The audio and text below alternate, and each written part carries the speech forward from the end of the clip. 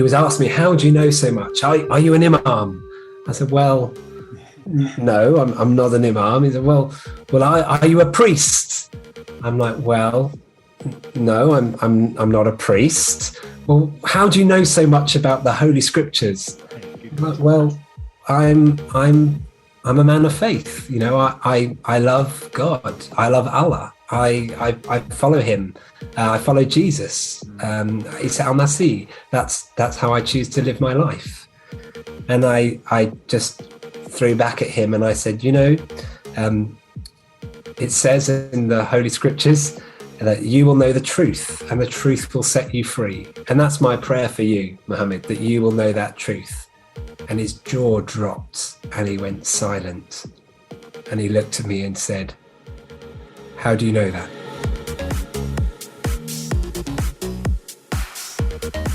Hi, and welcome to Raw Mission, the podcast where we bring you challenging and inspiring stories of ordinary folks sharing the good news of our extraordinary God in some of the toughest parts of the world. I'm Matt, your host for this podcast, and in today's episode you'll meet Jack, who while living and working in the City of London, developed a strong understanding of God's concern for justice and his love for the poor. So with his young family, Jack moved to Asia and began working with illegal stateless refugees.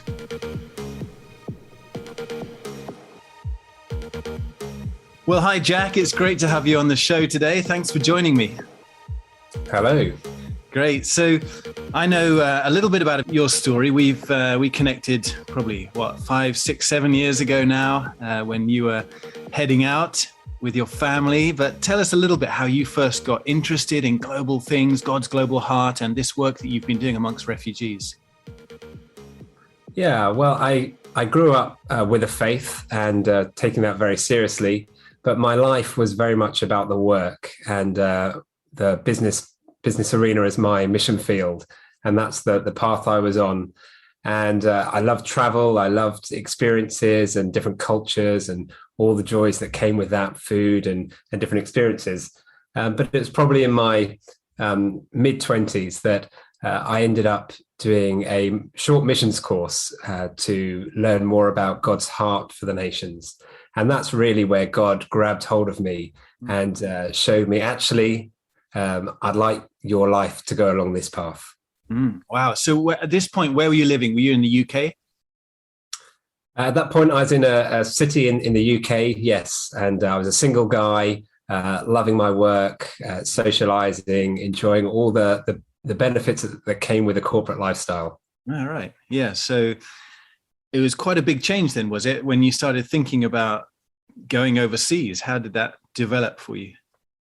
Yeah, well, looking back, people have told me that I had a quarter-life crisis, that I was there and suddenly trying to marry together those kind of those passions about social justice and also then the workplace and earning money. And I guess as I explored that and understood more about God's heart for the nations and what the Bible tells us about that heart and how his heart is for everybody, that I really started to explore that further and go, do you know what? Maybe I need to take a step out and explore this some more.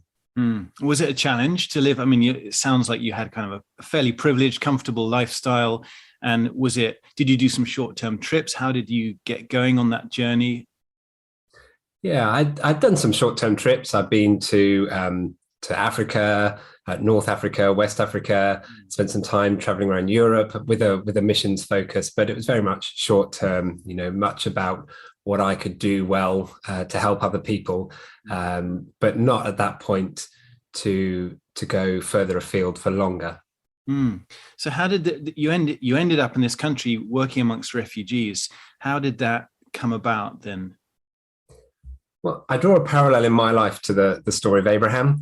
And we know that he was called by God and told to go, but he didn't know where he was going. And I think that's what happened in my life. We fast forward a few years. I was married, and my wife and I we had one child, another on the way, and we were asking the question, what is our life about? What is God asking us to do? And we realized that we might not fully know everything that God is asking us, but we did have to fully believe that God would direct us. And that's kind of our story, a bit like Abraham, to trust him and be obedient and exploring. And as we pushed doors, we decided together that this was the right thing, and we ended up leaving for Asia with 2 small children. Wow. And so where did Muslims come into this picture for you? Was it a particular interest in Muslims themselves, or did you just find, there's this people that are in a lot of need and they've got a lot of poverty, a lot of trouble that they're facing, so let's go help them, and they happen to be Muslims? Well, I guess like many people in the UK, I grew up with a false impression of Muslims. And as a Christian, I thought, I know I'm supposed to love them, but I don't really understand them. And if I'm 100% honest, I'm probably a little bit scared of them. Yeah. And the whole thing of Islamophobia is very real. And I remember that challenge when I was exploring things with God, going, well, God, I know I should love them, but really, if I could go somewhere else and do something different, then that would be nice, because I don't really understand them. But it was that place of ignorance, really. And as I spent more time understanding Islam and people, God really softened my heart towards the Muslims. And my story is very much that as I was exploring and journeying, trusting in God, he showed me that actually the path he wanted me to take was to the Muslims. Okay, so you ended up heading out with a very young family. So your kids were preschool. Yeah, they hadn't even started nursery and things like that. 2.5 and a few months old. Wow. Yeah, and how was that? Was that a big challenge for you and your wife, taking 2 young kids? Did your other family members or friends think you're a little bit crazy? Well, many people ask the question of us, what are you doing? You've got a house, you've got a family, you're living the dream. Why are you abandoning your friends and your family and going to live this unknown life somewhere else? And, to the world, many things look silly, but when you're in the will of God and you believe that you're following that calling, you wouldn't want to do anything else. I think that's where we went with the surety and the blessing of our family. Taking 2 grandchildren away from grandparents isn't an easy decision, but they were for us and believed it was a good thing to do. And we were also fortunate. Many people think about missions and think about mud huts and really difficult situations.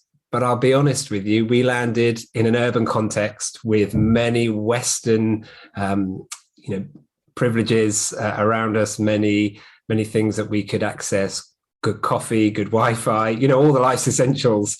And so where we landed, okay, it was a different culture and a different country and language, but it wasn't that we were dumped in the middle of the desert by any means.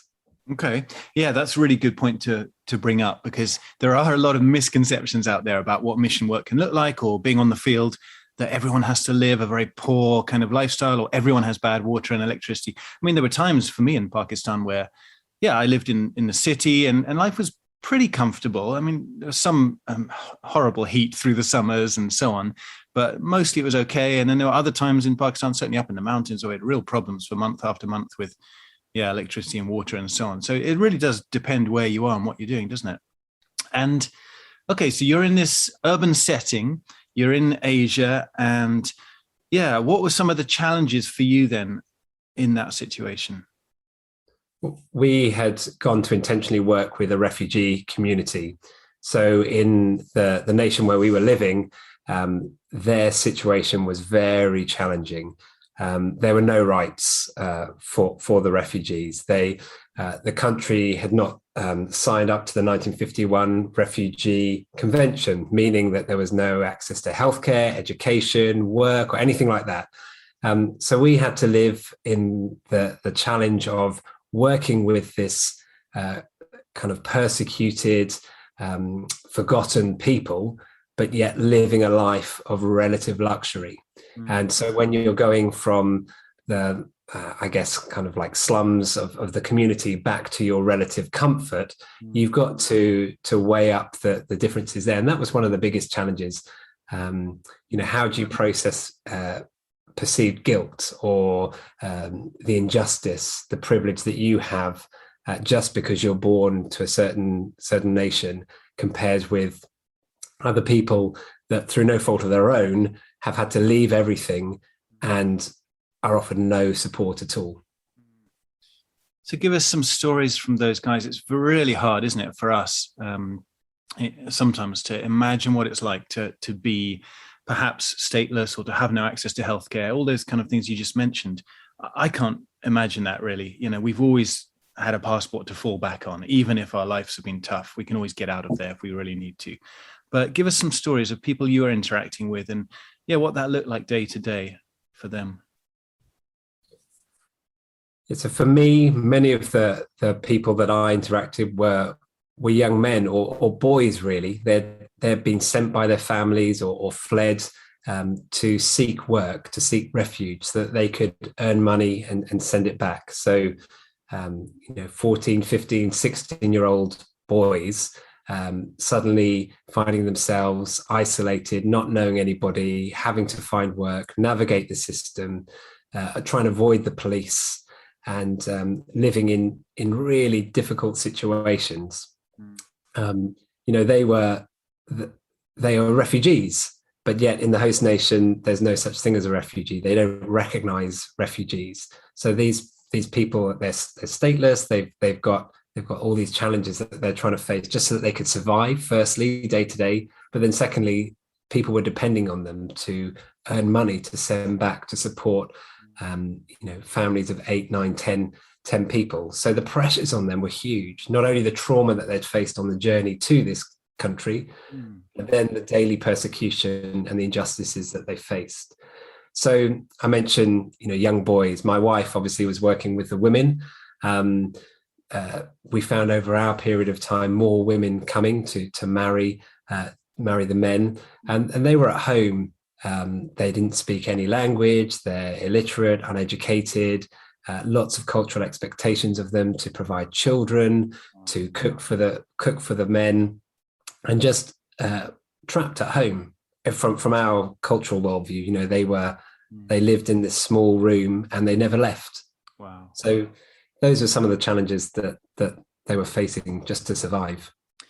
So you mentioned a lot of these guys had come into your country and they bore, the marks of trauma. They've wrestled with a lot. Not only are they dealing with the fear of their current existence, where the police might get them and say you're not supposed to be here and kick them out, but what kind of things were they carrying? What kind of experiences of grief and loss had they experienced before they even arrived in your country?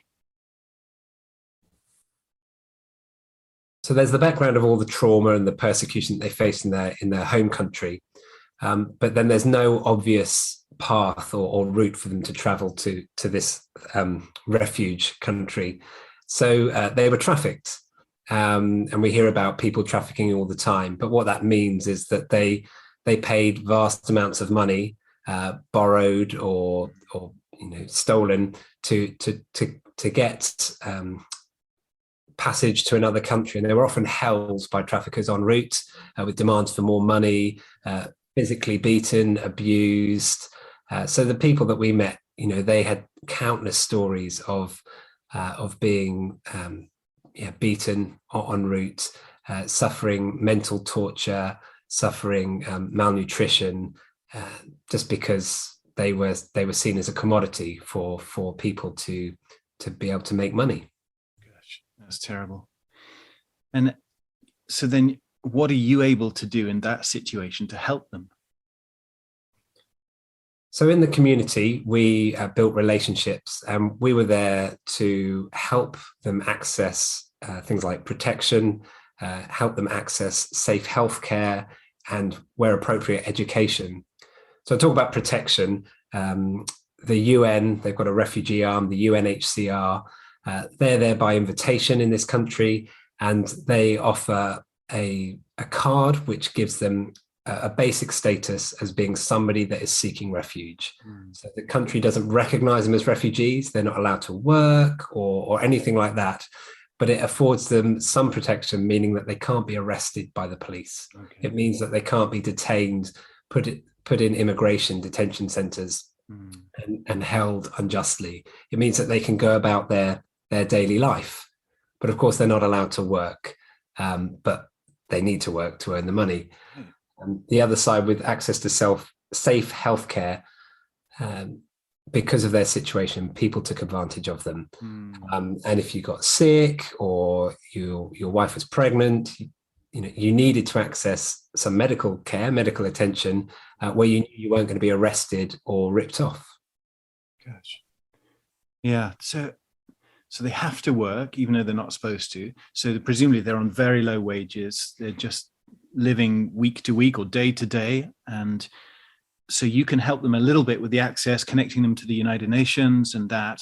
And then can you tell us of maybe some success stories where people were able to push through and get some more recognition or get some kind of status?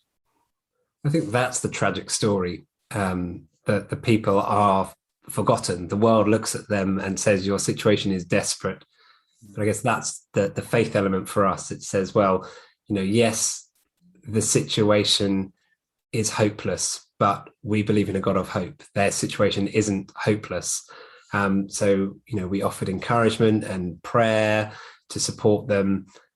Unfortunately, there aren't many success stories, if you like, of people being recognized, because we're talking large numbers of people.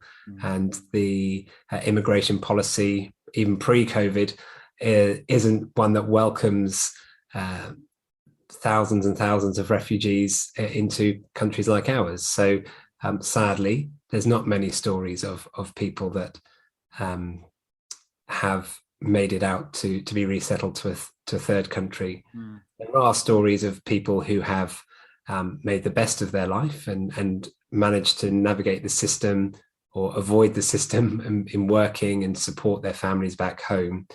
And I learned so much from these people, because a desperate situation for you and me, we can't begin to comprehend what it would be like to walk in their shoes, but yet they're full of hope. They're full of joy about their daily life. The amazing thing about these people is that through all the challenges that they face, they're not hopeless.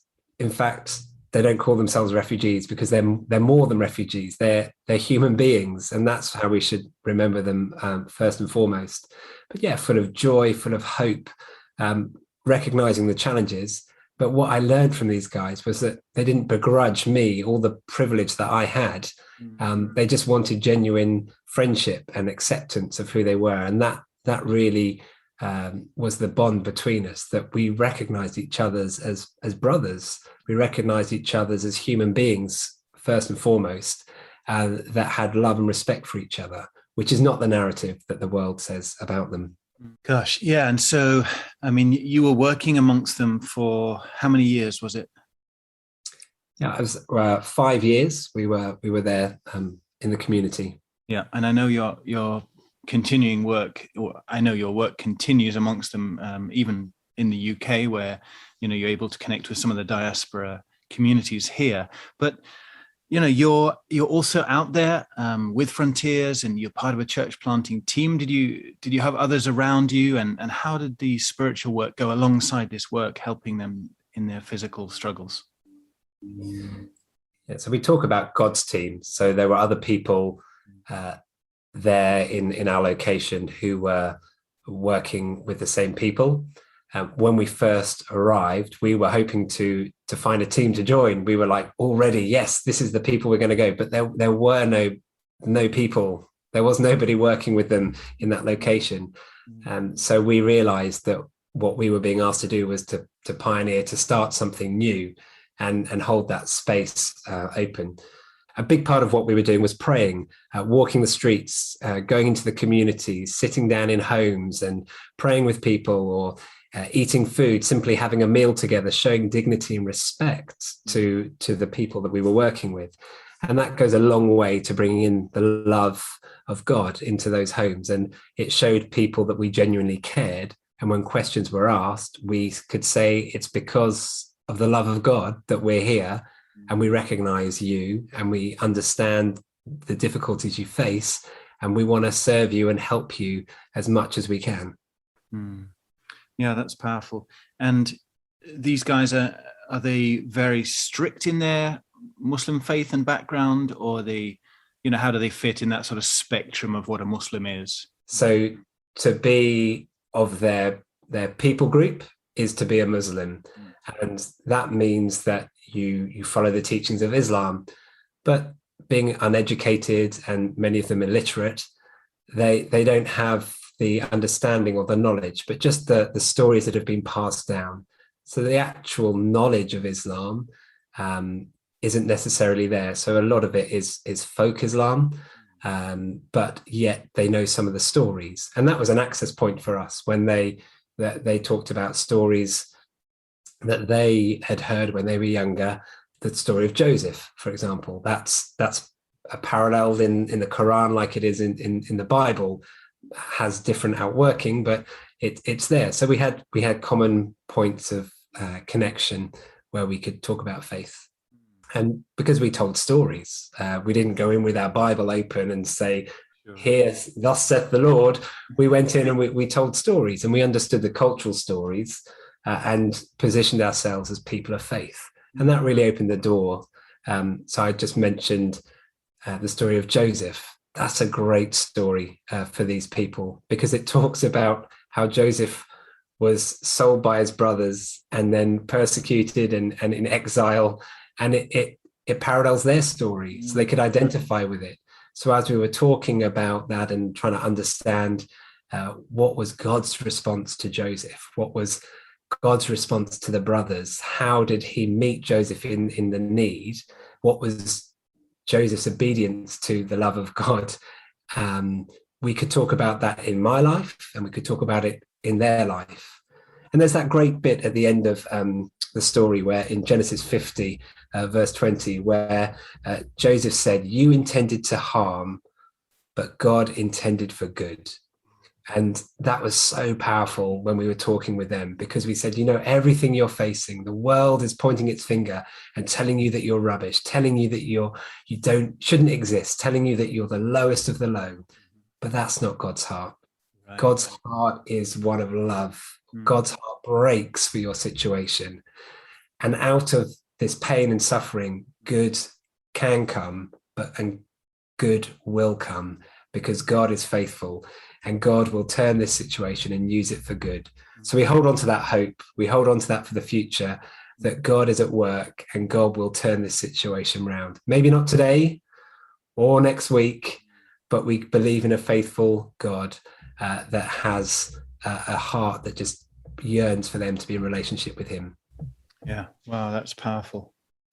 Yeah. That's such a good connecting story for them. Yeah. Other funny episodes or challenging episodes you want to share? One thing I'd like to say is, when you go, you just gotta throw yourself in at the deep end. And I like trying new foods, and I love curry and spice, or at least I thought I did, until I tried some of their curries, and man, they were powerful. They were strong, spicy curries.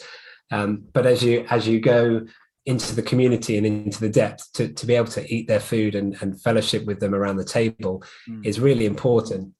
And spice aside, I remember sitting there one festival time and picking out some of the nice meat, or so I thought, to eat in my curry. And my teeth bit into this bit of meat, and they just went straight through. It was like it melted around my teeth, and I realized that that's not meat. And I was like, okay, what is it? Liver, or what other offal is it? Yeah. And through our broken conversation, we soon discovered that I was eating curried cow brain. Nice. Which is not a delicacy that I really enjoyed, but I can say I earned my stripes that day. That is good. That reminds me when I was traveling in India, actually, many years ago, and a similar kind of experience, eating with a family, and we were kind of laughing, like, what is this in the bowl? And thinking that looks a bit strange. And eventually they managed to communicate to us it was goat's testicles. We were like, no, what have we been eating? Some people think that workers, when they go overseas, they're just brave and they'll eat any food and they're not worried about that. That was not my experience. I was always a bit nervous about what is being served in this dish.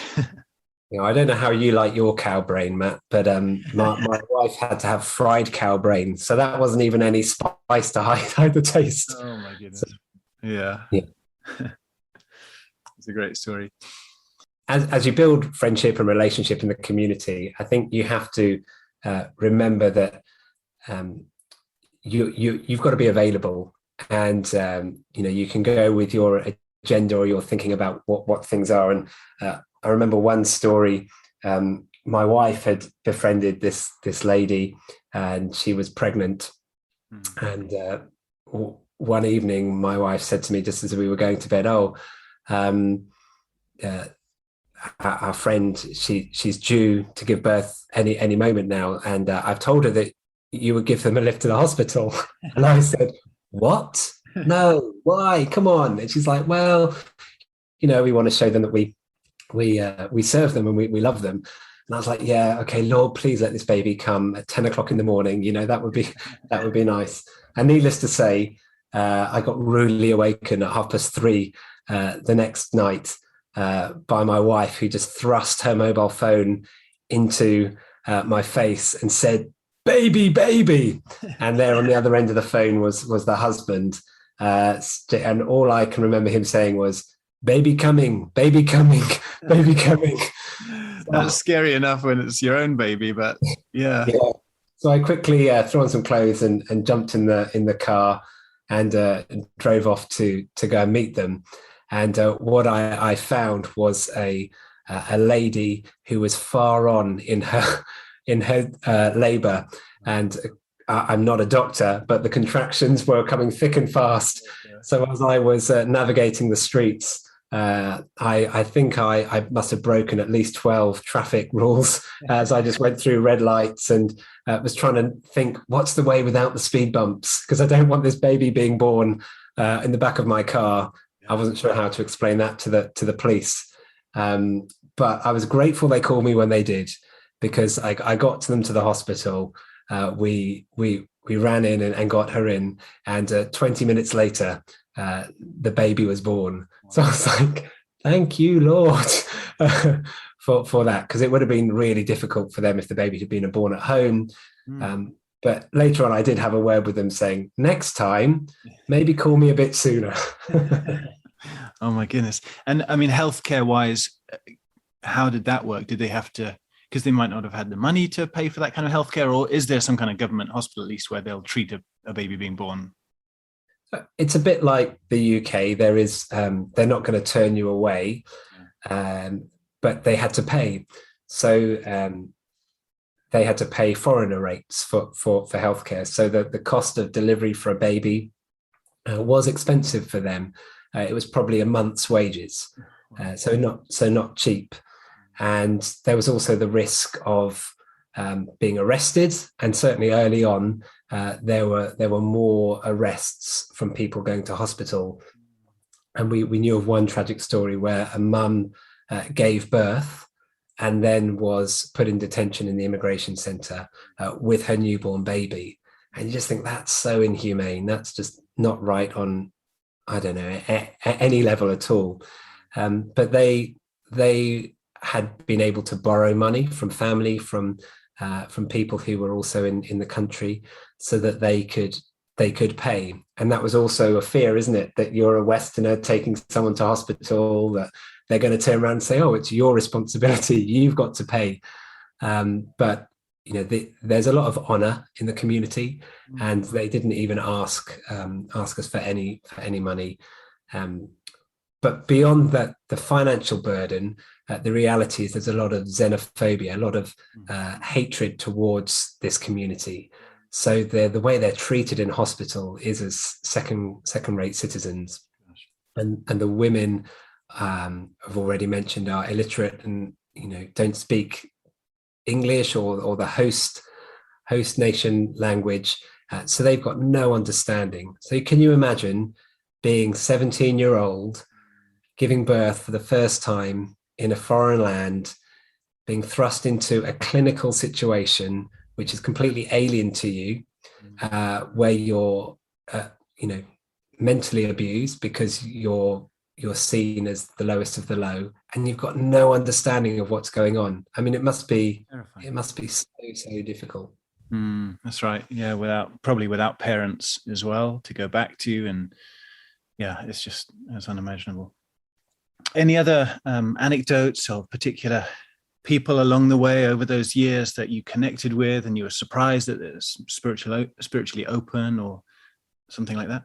Well, there was this one guy who I met one day, and I was sat doing an interview in the community, and then he suddenly accosted me and said, "Mr. Jack, why are you ignoring my phone calls?" In almost perfect English. And it really took me aback. And I was like, sorry, do I know you? Yeah. And he said, "I am Mohammed, and I've been messaging you." And I'm like, "Okay, Mohammed, it's nice to meet you, but I'm really sorry, I don't know who you are." And this guy obviously wanted to know me, and he said, "I know all about you." And I was like, "Oh gosh, what's he heard?" And long story short, he kept hounding me and wanting to meet me. And I was thinking this guy was an irritant. I was like, "Oh Lord, please, can you just do I block him or what's going on?" But I felt God say, "No, you need to love this guy because I love him." And as we met together, I thought, well, how can I guide this conversation? So I was doing a cultural study. I asked him questions about culture, and we used the story of Joseph. And when we were talking about God and faith, and he was asking me, "How do you know so much? Are you an imam?" I said, "Well, no, I'm not an imam." He said, "Well, are you a priest?" I'm like, "Well, no, I'm not a priest." "Well, how do you know so much about the Holy Scriptures?" Like, "Well, I'm a man of faith. I love God. I love Allah. I follow him. I follow Jesus. Isa al-Masih. That's how I choose to live my life." And I just threw back at him and I said, it says in the Holy Scriptures that you will know the truth and the truth will set you free. And that's my prayer for you, Mohammed, that you will know that truth. And his jaw dropped and he went silent. And he looked at me and said, "How do you know that?" I said, What do you mean? How do you know that?" I said, "What?" He goes, "The truth." I said, "Well, it's in the Bible. It says, you shall know the truth." And he says, "Yes, but someone said that to me before." And I said, "Oh, really? Tell me." He said, "Yes, when I was in another country, I met this American person, and they met with me and they said, 'Mohammed, I am praying for you that you will know the truth and the truth will set you free.'" And I said, that comes from the book of John. And I said, that's my prayer for you too. And I tell that story because you see, God was on his case. Yeah. And someone that I thought was an irritant, that I was like, "Oh, just please take this guy away from me." He's actually seeking. God's on his case. He's got a soft heart. And actually, he went on to become one of my closest friends when we were there. And Matt, we connected over him because he spoke another language, and he got to the point where he was wanting to know so much more. You were able to connect me up and give him a Bible in a language that he could read. And yeah. I'm really grateful for that, as is he. And, the delight in his face when I presented that to him, and he was just pouring over it, going, this is incredible. And it opened up so many conversations about faith and about Jesus. That's so cool, because I remember when you messaged me and said, "Hey, have you got an Urdu Bible for me?" I thought, what? That's not even the country you're working in. That's really weird. But it was easy to get that to you. Yeah, and amazing to know that. Yeah, again, not the people you were even focused on, not who you were thinking about might be open spiritually, and just to see how God was at work in him. That's awesome. That's right. And his journey continues. He's so open, not fully there, but definitely. But definitely on that journey. And in all those stories that I share, and all the things that I think about what we did and what we've prayed, it's about recognizing God's heart for these people and realizing that our job is not to go and fix mistakes in the world. It's not our job to fix the injustice that they face in the country, but to meet God in the center of his purposes. If you're enjoying this podcast, why not give us a 5-star rating so that more folks can hear these inspiring stories and join us in praying, sending, giving and going.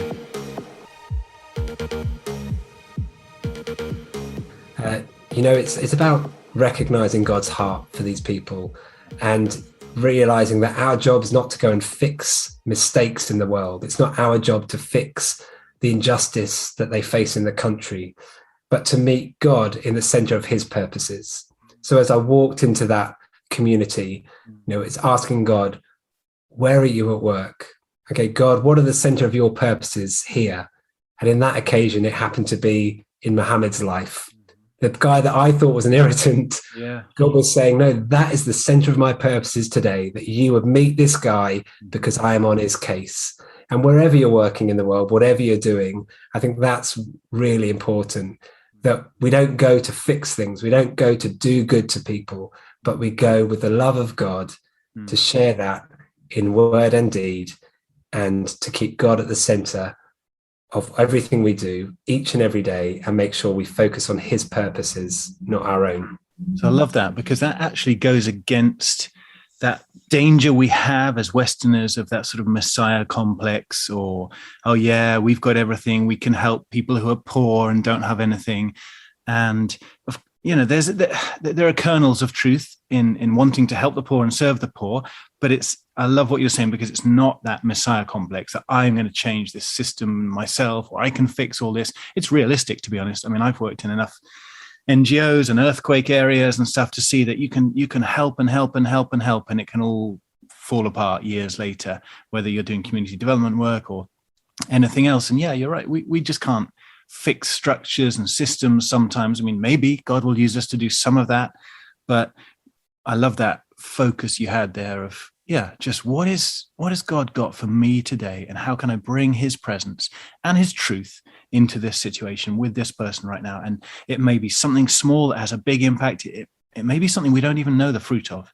I remember hearing just recently from my old team leader in Pakistan, and he's telling me stories now, villages we worked in that 10, 15 years ago, we did stuff there, and now it's starting to bear fruit for the gospel, and they're hungry for the word of God. I was tempted to think, what a waste of time that was when we were there. Nothing was really happening spiritually, but we never know the fruit of the seeds that we've sown. Amen. Tell me the story about the police and the beach. Fairly early on in our time, there was a national holiday, and we decided that we were going to meet some of the guys and go and play football together, because young guys, they love to play football. And so we met, and we congregated a few workers, and we had our cars full of these refugees, and we had a great time playing football together. And then one of the locals obviously didn't like what we were doing, and didn't like the fact that these refugees were out enjoying themselves. And I can only guess that they called the police. So as we were leaving, myself and my fellow worker, we just loaded up our cars full of refugees, many of whom were undocumented. Some had a UNHCR card, so couldn't be arrested. But we knew that many of them had no papers. And actually, if the police took them, they would say, we need to put you in detention. And so we got to a situation where we just said to the guys, stay in the car. And you could just see the fear on their faces. And my heart broke, because I was like, oh no, have we put them at risk? Have we put them at danger? And we ended up, it was about 20 minutes talking to these police. And between my colleague and myself, I was just texting my wife saying, police stopped us, pray. And, just trying to get a prayer chain going on. And the police were saying to us, these people, do they work for you? And I was like, no, they don't work for me. They don't work for us. So how do you know them? Well, they're our friends. What do you mean they're your friends? They're refugees. Yeah. Yes, they are. They're our friends. Are you human traffickers? Oh, what a question. Oh, yes. No, I'm not a human trafficker. said, well, what are you doing? I said, well, it's the holiday season. We're playing football together. They're not working. Mm. We're not working. We want to have some relaxation. And then they started to put their heads in, and they realized who they were. And they said, where are your papers? Mm. And so they started to ask for the papers from all the guys. And we probably had 14 guys in total. And maybe 4 or 5 of them had papers to mean that they could be in the country, and the rest of them didn't. And the fear was tangible. And then the police turned to us and said, you need to take them to the police station. Wow. And I was like, no, I'm not going to take them to the police station. They've done nothing wrong. Why should I take them to the police station? He said, well, they're not allowed to be here. And I was like, well, explain to me what they've done wrong, and you can arrest them. And they didn't want to arrest them because they were two policemen, or 2 police motorbikes or 4 police people there. Well, how are they going to take them? And they were saying, no, you must take them to the police station.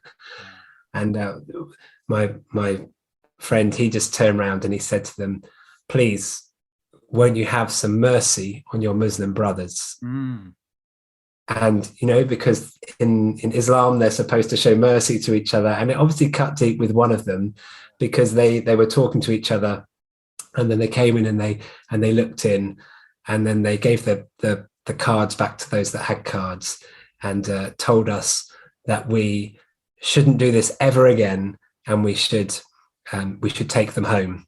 Wow. Because I should say before that, we'd said if anyone's done anything wrong, it's me. If you want to arrest somebody, arrest me. Wow, you said that to the police. They looked at us and they were like, white man, foreigner, too much paperwork, too much bad optics. No way, we're not going there. Yeah. So that's when they said take them home. Wow. So we took them home. But you know what? That showed the community how much we loved and respected them, and we were willing to fight for them. And that built real deep relationships with those men and the communities that they were part of, because we didn't just run when we saw the police, but we stood there and said, no, these guys have done nothing wrong. We stood up for them in ways that they wouldn't have been able to do for themselves. And in that situation, we were Jesus advocates, to them. And that's exactly what Jesus does so many times, isn't it, in Scripture? He steps in front of the accuser, the woman caught in adultery, and he says, no, deal with me. Or the eyes on the woman washing his feet, and the criticism, and he steps in front and said, I'll take the heat. And that's a beautiful thing, that you guys did. And I can see why. I bet that story went all around the community of refugees. Every week I would get phone calls from the community asking about health issues, or I need to see a doctor, or I need to have this medicine. And without their family around, of course, there was no elder to offer advice or wisdom about what was going on. And we did have friendly doctors and people that would help us if there were people in need. But I remember one story. I was getting inundated by a good friend of mine saying, my friend is sick. You must take him to the hospital. You must take him to the hospital. And I was like, it's my rest day. I don't really want to go to the hospital. It's like, can't it wait? How sick? And he just kept calling me going, you must come now. I'll call an ambulance, but they won't come. The ambulance won't come. And I'm thinking, an ambulance? Really? Like, what's happened? Yeah. He said, he's in his bedroom. He can't move. He's in so much pain. And I was thinking, well, I'm not a doctor, but it could be appendicitis or something. So I was trying to work out where the pain was. And my wife, who's way more compassionate than me, said, maybe you should just go. So I jumped on my motorbike and I went off to see them. And they were living in a low-cost apartment. And there was a group of men all around this guy who was bent over double on the floor, just wincing in pain and groaning. And they said, please, sir, Mr. Jack, take him to the hospital. You must. I said, hang on a second. Let's just see what's going on here. I said, so when did this happen? He woke up this morning like this. I'm like, okay. Have you drunk much water today? Oh no, too painful. No. Okay, no water today. Where do you work? Construction. Okay, so you're working in hot conditions. Okay. How much fruit have you had in the last few days, or vegetables? Mm, no, he doesn't like just meat curry, meat curry. Okay, so a lot of rice. Yeah, a lot of rice. Okay, and have you been to the toilet? He's urined, but no. Has he passed motion? Has he done a poo? And they're like, no, sir, no, sir. I'm like, okay, I don't think he needs a doctor. I think he's what we call constipated. And they're like, oh, I said, okay, look, I'll take you to the pharmacy. I'll buy some medicine and we'll come back and let's see how he's going. So I made a friend come with me and we went off to the pharmacy and I bought some suppositories, the things that go up the back end. And so I walked into this room of now 6 Muslim young men and I said, everybody out, just him and his brother. I said, okay. I said, you won't want to hear this, but basically this tablet needs to go up your bottom. And the look of disgust on his face. And then everybody else was in the other room just laughing their head off, thinking this was so funny that this young man was having to stick a tablet up his bum. But you know what? A few hours later, he was like a changed man. I became the miracle worker. How did you know? How did you know? So my message to all of them was always drink lots of water. It's hot. Eat lots of fruit and vegetables. It keeps you going. So. One can prepare you for that, can they? This is not included in the training. Yeah. That's a great story. Prayer was a big part of what I did as I visited communities. And I remember being shown around by one community leader, and I got introduced to this man who had a paralyzed arm. And he said, oh, the doctors can't help him. They won't help him. There's nothing they can do. And I just asked the question. I said, oh, what's happened? Has he had a fall at work? Or and they said, no, the wind got him. I said, what do you mean the wind got him? He said, the wind's got inside of him, meaning the evil spirits have got inside of him. And I was like, oh, okay. So this was new to me at this time. Yeah. So I was like, okay, can I pray for you? Can I pray for him? And so in one sense, the guy who with the paralyzed arm didn't really know what was happening, but I got the community leader who spoke good English to translate and understand, so he could understand that I was going to pray, and I was going to pray in the name of Isa al-Masih that he would have peace in his heart, and that he would be able to use his arm again. And he was like, well, sure, why not?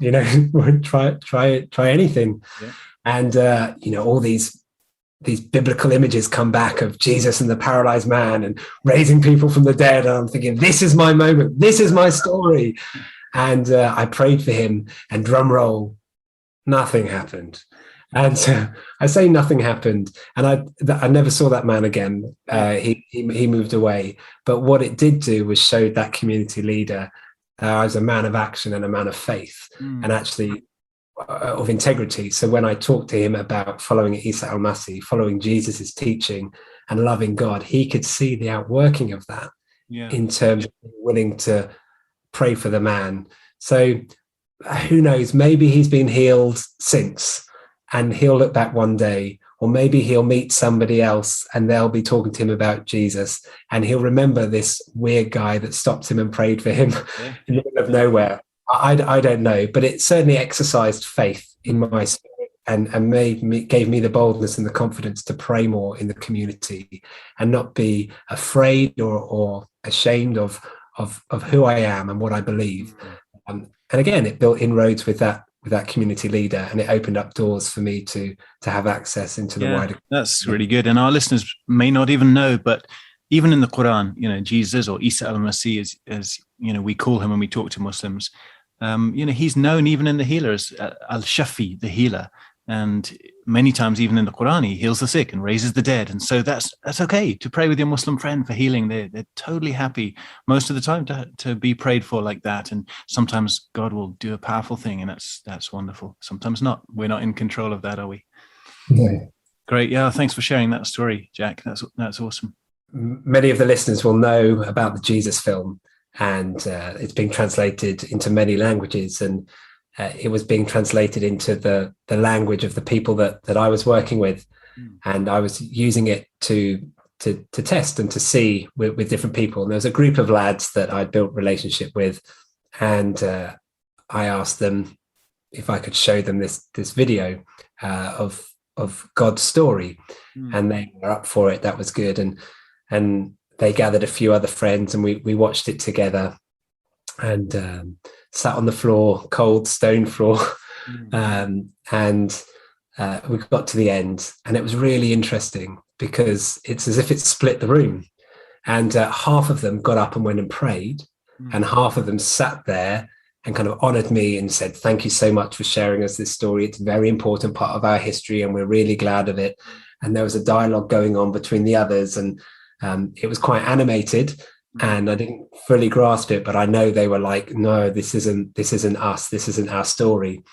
And I stayed around long enough to honor them, to honor the situation, but thought, yeah, I need to leave. I need to respect that this has caused offense, which is okay. And but I went away and I was like, oh Lord, I'm so sad that has this broken the relationship with this group of lads that I've just spent best part of a year walking alongside, and we'd been talking about stories, and I just was like, oh dear. And it all went quiet, and and there was nothing for a few months. I kept going back to the workplace and seeing them and trying to see, but in terms of storying and things of faith, there was no way that they were interested in that. And then I did manage to go back and help them and talking about other things. But the significance of this story is that it was about a year later, I got a phone call from somebody who had seen the video, and he just said to me, they don't want Jesus, but I do. Wow. Please teach me about Jesus. And talk about a shocking moment. I was like, what? Like, okay. So I met with this guy, of course, and I was like, so you never used to sit in our story classes. You never. No. But he was always listening. He always sat in the other room, was listening, but he never engaged in the stories. Yeah.